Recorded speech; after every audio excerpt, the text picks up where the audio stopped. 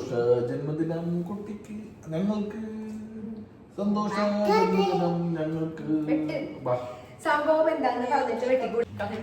അപ്പം വേറൊന്നുമല്ല കേട്ടോ, നമ്മളുടെ ബർത്ത്ഡേ എല്ലാവരുടെയും ഏകദേശം കഴിഞ്ഞു. സാമിന്റെ വരുന്നുള്ളൂ. സാമിന്റെ ജൂൺ 30-ാണ്. കുട്ടികളുടെ കഴിഞ്ഞത് നമ്മൾ കട്ട് ചെയ്തിട്ടുണ്ടായിരുന്നില്ല അല്ലെ? റീസെന്റ് കഴിഞ്ഞ ബർത്ത്ഡേസ് കട്ട് ചെയ്തിട്ടുണ്ടായിരുന്നില്ല, എന്റെയും കട്ട് ചെയ്തിട്ടുണ്ടായിരുന്നില്ല. സോ നമുക്ക് ഒരുമിച്ച് എന്തായാലും അറിയാലോ കട്ട് ചെയ്യാനുള്ള ഒരു അവസരം കിട്ടൂല. അപ്പൊ ഞങ്ങൾ ഇതൊരു കേക്ക് വാങ്ങിച്ച് നമ്മൾ കട്ട് ചെയ്തേക്കാം. സാമിന്റെ ജൂൺ 30-ാണ്. ശരിക്കും ബർത്ത്ഡേക്ക് മുന്നാണ് കട്ട് ചെയ്യാൻ പാടില്ലെന്നാണ് പുള്ളിക്കാരൻ പറഞ്ഞു. അങ്ങനെയൊന്നും ഇല്ലെന്ന് പറഞ്ഞു. അപ്പൊ അതുകൊണ്ട് നമുക്കൊന്ന് കേക്ക് കട്ട് ചെയ്തിട്ട് നമുക്ക് ഇന്നത്തെ വൈകുന്നേരത്തെ പരിപാടിയിലോട്ട് കിടക്കാം. കുറെ പണികൾ കാര്യങ്ങൾ ചേച്ചിക്ക് ബാക്കിയുണ്ട് മക്കളെ. പക്ഷെ എന്തെങ്കിലും നമുക്ക് കേക്ക് കട്ടിങ് സെറമണിയിലോട്ട് പോവാം. അപ്പൊ നമുക്ക് നമ്മളെ തന്നെ വിഷ് ചെയ്യാം. സന്തോഷകരമായ ജന്മദിനം ഞങ്ങൾക്ക്, സന്തോഷകരമായ ജന്മദിനം ഞങ്ങൾക്ക്. ആനന്ദിക്കൂ ആനന്ദിക്കൂ ആനന്ദിക്കൂ ആനന്ദിക്കൂ. കട്ട് ചെയ്തോ കട്ട് ചെയ്തോ. അതിനു മുന്നേ സജീർ എന്ന് പറഞ്ഞിട്ടുള്ള ഒരു നമ്മളുടെ ഒരു ഫാമിലി മെമ്പർ സാമിനോട് എത്തിയോന്ന് ചോദിച്ചു. എത്തി, സന്തോഷമായിട്ട് എത്തി. സന്തോഷം സജീറിനും എല്ലാവർക്കും എന്റെ അന്വേഷണങ്ങൾ. സജീവിന് മാത്രമല്ല നമ്മുടെ കമന്റ് ചെയ്യുന്ന എല്ലാവർക്കും, പേര് ഓർക്കുന്നില്ല പക്ഷെ കമന്റ് ചെയ്യുന്ന എല്ലാവർക്കും കേട്ടോ ഒരുപാട് താങ്ക്സ് ഉണ്ട്. പിന്നെ സാമിനോട് സ്പെഷ്യൽ ആയിട്ടുള്ള റിഗാർഡ്സ് പറഞ്ഞ ഒരാളുടെ പേര്, പിന്നെ ഒരു വിപിൻ എന്ന് പറഞ്ഞിട്ടുള്ള ഒരു നമ്മളുടെ ഒരു ഫാമിലി മെമ്പറും സാമിനെ അന്വേഷിച്ചിട്ടുണ്ടായിരുന്നു. So hi Vipin, hi Sajeer, hi my all friends. പിന്നെ എന്റെ ചില സ്പെഷ്യൽ ഫ്രണ്ട്സ് ഉണ്ട്. എല്ലാവർക്കും ലവ് യു ഓൾ. അപ്പൊ നമുക്ക് കട്ട് ചെയ്താലോ? കട്ട് ചെയ്യാം. നമ്മുടെ ഫാമിലിയിൽ ഒരുമിച്ച് കാണുന്നത് വളരെ ചുരുക്കമല്ലേ? അപ്പൊ ഇതാണ് ഞങ്ങളുടെ ഫാമിലി. നമ്മുടെ ഇവനെ കണ്ടിട്ടുണ്ടോ മിക്കവരും? ഇതാണ് നമ്മുടെ ഇവ അങ്ങനെ എപ്പോഴും വ്ളോഗിൽ വരാറില്ല, ഇടയ്ക്കേ വരാറുള്ളൂ. പുള്ളിക്കാർക്ക് കട്ടി കൂടുതൽ ചളിയാക്കണ്ടല്ലോ.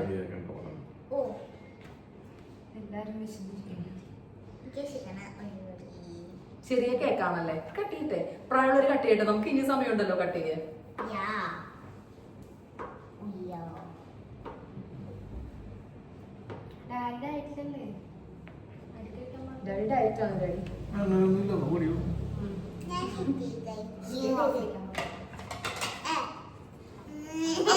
ആരും ആരുടെ വായിൽ വെച്ച് കൊടുക്കുന്നുണ്ടോ?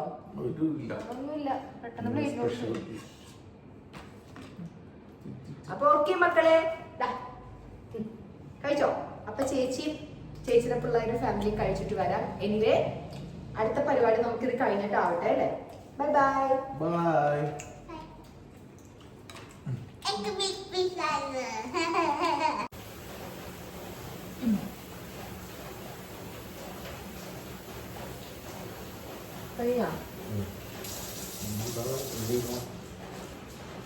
ഞാനിവിടെ പാത്രം കഴുകാൻ നിന്നപ്പോ അതിനിടയിൽ കൊണ്ടുവന്നിട്ട് ഫിഷ് ടാങ്ക് കഴുകുന്ന ഹസ്ബൻഡ് കാണണോ? ദാണ്ടേ ഇതിനെയാണോ ഓണത്തിനിടയ്ക്ക് കുട്ടുകച്ചവടം എന്ന് പറയുന്നത്?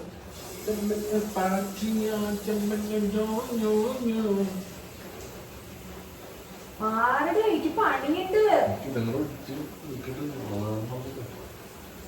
ഇതെന്താണിത്? സെറയുടെ ആർട്ട് കണ്ടോ? പേപ്പറാണ്. കുമ്പിടും. ഇപ്പൊ നമ്മുടെ പതുക്കെ നമ്മുടെ പണിയിലോട്ട് പോവാം, അല്ലെങ്കിൽ ശരിയാവില്ല. സെറ കേക്ക് കൊണ്ട് ആർട്ട് ചെയ്തതാട്ടോ. ആർട്ടാണ് സെറക്കുട്ടിയുടെ. എന്റെ പണി മുടക്കാൻ വേണ്ടിയിട്ട് നടക്കുന്ന ആളുകളാണ്.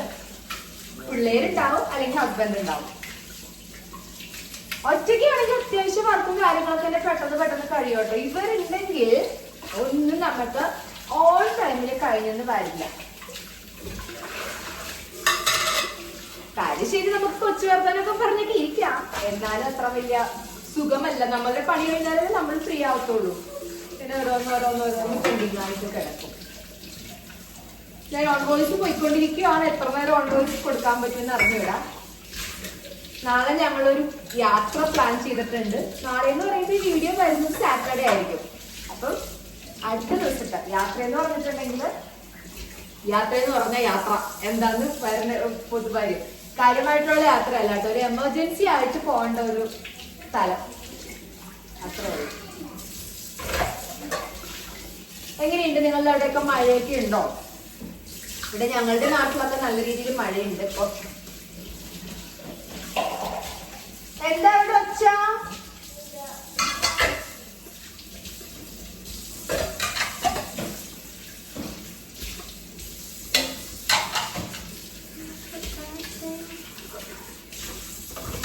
പാത്രം കഴുകലെന്ന് പറഞ്ഞിട്ടുണ്ടെങ്കിൽ ഒരിക്കലും അവസാനിക്കാൻ പറ്റാത്ത ഒരു ജോലി. ഞാനിങ്ങനെ ഓർക്കും ഒരു ഡിഷ് വാഷർ ഒപ്പിച്ചാലോ പിന്നെ അതിന്റെ കാശും കാര്യങ്ങളൊക്കെ ഓർക്കുമ്പോ വിചാരിക്കും വേണ്ട, അവരധിക ചെലവല്ലേന്ന് ഓർക്കും. നോക്കാം, നമുക്ക് പതിയെ നമുക്ക് നോക്കാം, പറ്റുമെങ്കിലും അത് ഒപ്പിക്കാം. കാരണം സോളാർ അങ്ങനെയെങ്കിലും മുതലാവട്ടെ അല്ലേ. ഏകദേശം എന്റെ പാത്രം where is your lunch box? Take it out. Sarkutti still lunch box kept it in her school bag. നമുക്കത് പറഞ്ഞെടുക്കാം. സർ എടുക്ക.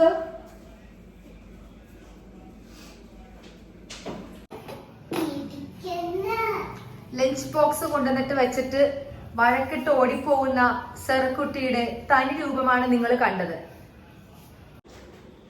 ഹലോ, ഞാൻ ഇന്ന് വാങ്ങിച്ചിരിക്കുന്നതുണ്ടല്ലോ മറ്റേ ദോശയുടെ പൊടി ഞാൻ വാങ്ങിച്ചിട്ടോ.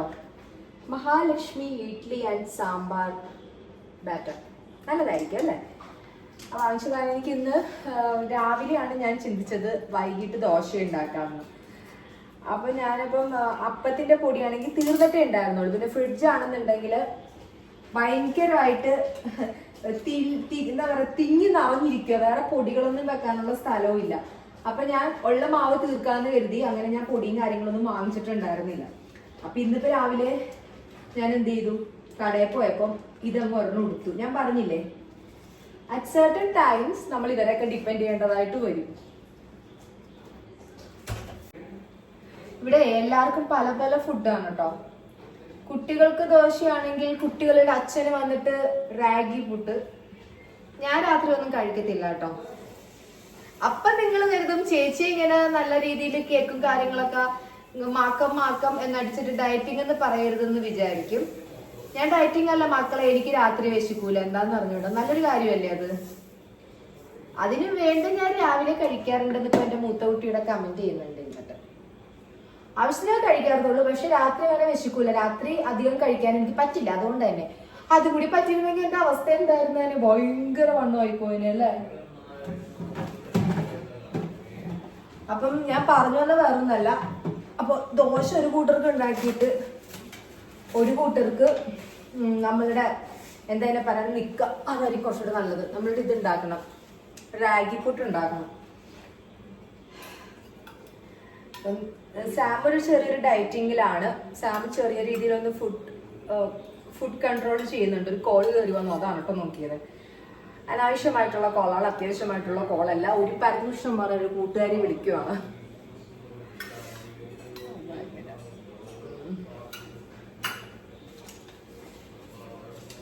അപ്പൊ നമുക്ക് ദോശ കഴിഞ്ഞിട്ട് റാഗി പുട്ട് ഉണ്ടാക്കാം. റാഗി പുട്ട് കഴിഞ്ഞിട്ട് നമുക്ക് എന്താ കുറച്ച് വാഷിംഗ് പരിപാടിയുണ്ട്, പിന്നെ കുറച്ച് മടക്കൽ പരിപാടിയൊക്കെ ഉണ്ട്. ഞാൻ വിചാരിക്കുന്നു ഇന്നത്തെ ത്രൂ ഔട്ട് വീഡിയോ വോയിസ് ഓവറിലൂടെ പോട്ടെ എന്ന് വിചാരിക്കുന്നു. എന്താണെന്ന് അറിയത്തില്ല, നമുക്ക് നോക്കാം അല്ലെ. വോയിസ് ഓവർ എത്രത്തോളം വോയിസ് ഓവർ ചെയ്യാൻ പറ്റും അത്രത്തോളം നമുക്ക് ചെയ്യാം കേട്ടോ.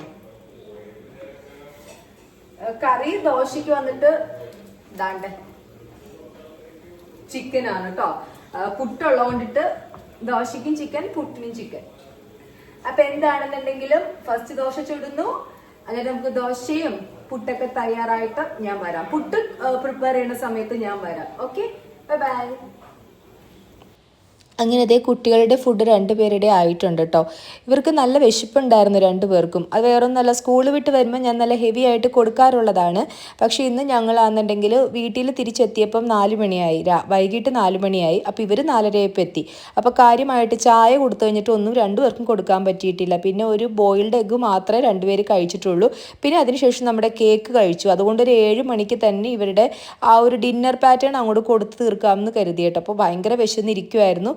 ഇവക്കുട്ടി അവൾ കഴിച്ചോളും, അവൾക്ക് കൊടുക്കുന്ന അവൾ കഴിച്ചോളും. സെറക്കുട്ടിക്ക് കുറേ നേരം എടുക്കും, TV കണ്ട് കഴിക്കും. പക്ഷെ ഇന്നിപ്പം നമ്മൾ ആ ഒരു സ്കൂൾ വിട്ട് വന്നിട്ട് കൊടുക്കാതിരുന്നുകൊണ്ട് നല്ല രീതിയിൽ വിശപ്പുണ്ടായിരുന്നു. പിന്നെ അവളുടെ സർക്കിൾ ദോശയായി കണ്ടപ്പം ഭയങ്കര സന്തോഷമായിരുന്നു.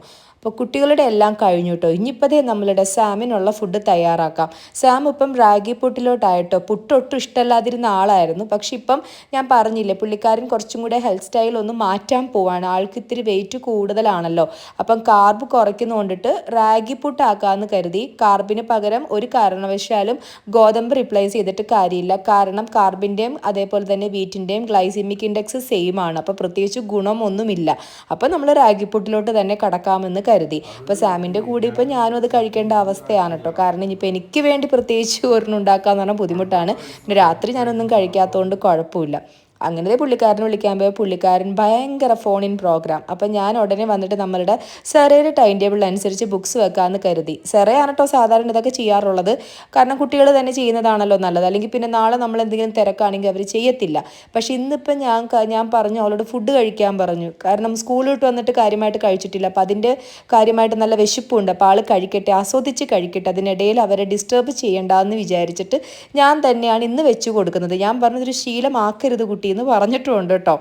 പിന്നെ വേറെ ഒന്നുമല്ല, ഇപ്പം നാളെ അവൾക്കാകെ 4 പീരീഡ്സിൻ്റെ ബുക്സ് കൊണ്ടുപോയാൽ മതി. എക്സ്ട്രാ കരിക്കുലർ ആക്ടിവിറ്റീസ് ഉള്ള ദിവസമാണ് നാളെ അവരുടെ സ്കൂളിൽ. അപ്പോൾ പിന്നെ വേറെ അധികം ബുക്സും കാര്യങ്ങളും ഒന്നുമില്ല കേട്ടോ. അപ്പോൾ ഇത് കഴിഞ്ഞിട്ടാണ് ഞാനൊരു കാര്യം ഇപ്പോഴാണ് ഓർക്കുന്നത്. സ്കൂൾ ഡയറി ഇല്ലേ, ഇന്നലെ ഞാനെടുത്ത് മണത്ത് നല്ല ആസ്വദിച്ച സ്കൂൾ ഡയറി ഞാൻ ഫില്ല് ചെയ്തിട്ടുണ്ടായിരുന്നില്ല മക്കളെ. ഇനിയിപ്പോൾ 2 പേരുടെയും സ്കൂൾ ഡയറി ഫില്ല് ചെയ്യണം.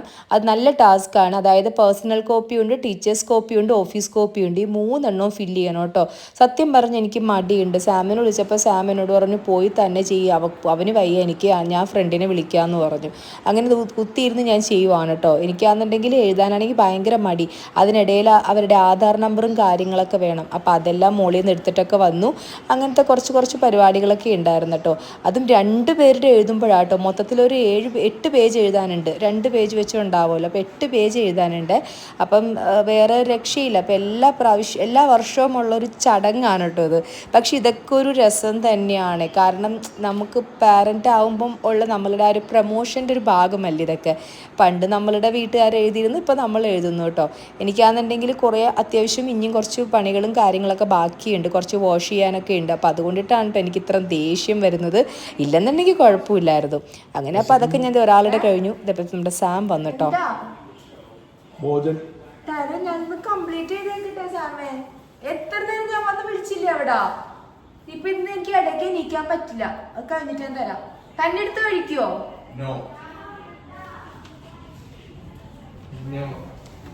ഇത് കണ്ടില്ലേ, ഞാൻ ഇങ്ങനെ കിടന്ന് അലച്ചത് വേറൊന്നുമല്ല കേട്ടോ. ഞാൻ കുറേ നേരമായി ഞാൻ പറഞ്ഞു വരുന്നത് ഫുഡ് എടുത്തു തരാം. അപ്പോൾ അതിലെല്ലാം കഴിഞ്ഞാൽ എനിക്ക് എല്ലാ പാത്രങ്ങളെല്ലാം വാഷ് ചെയ്തിട്ട് എനിക്ക് ഇനി വാഷ് ചെയ്യാനുണ്ട് ഡ്രസ്സുകളും കാര്യങ്ങളും. പിന്നെ അത് ഡയറി 2 പേരുടെയും കംപ്ലീറ്റ് ആക്കിയിട്ട് ഒന്ന് കവർ ചെയ്ത് നെയിം സ്ലിപ്പ് ഒട്ടിക്കാനുണ്ടെന്നൊക്കെ പറഞ്ഞിട്ട് ഇരുന്നപ്പോൾ ആൾ ഭയങ്കര ഫോണിൻ പ്രോഗ്രാമിലായിരുന്നു. ഫോൺ ചെയ്തോട്ടെ, ഞാൻ പറഞ്ഞു എങ്കിൽ ഫോൺ ചെയ്യണതിനിടയ്ക്ക് ഫുഡ് കഴിക്കുമെന്ന് പറഞ്ഞു പതി. അപ്പോൾ പുള്ളി പറഞ്ഞു നോ എന്ന് പറഞ്ഞു കേട്ടോ. അതാണ് കേട്ടോ, അമ്പും വില്ലും അടുക്കാത്ത രീതിയിലായിരുന്നു ചേട്ടൻ കുറച്ച് നേരത്തിന് മുന്നേ വരെ നിന്നിരുന്നത്. അപ്പോൾ അതിനിടയിൽ അറിയാമല്ലോ, നമ്മൾ അതിനിടയിൽ എണീക്കുമ്പോൾ ആ ഒരു ഫ്ലോ അങ്ങ് പോകും. എൻ്റെ പ്രശ്നം അതാണ് കേട്ടോ. എനിക്ക് ഒരു സമയത്ത് ഒരു പണിയെ ചെയ്യാൻ പറ്റുള്ളൂ, അതാണ് എൻ്റെ പ്രശ്നം. അപ്പോൾ ഇദ്ദേഹമാണെന്നുണ്ടെങ്കിൽ ഈ പറഞ്ഞതുപോലെ നമ്മൾ ഇപ്പം എടുത്ത് തരവും ചോദിച്ചല്ലോ, ഇനിയിപ്പോൾ കുറേ നേരം വൈകുവാണെങ്കിൽ ആൾ പോയൊരു കിടപ്പ് കിടന്നാൽ പിന്നെ ആൾ എണീക്കത്തില്ല.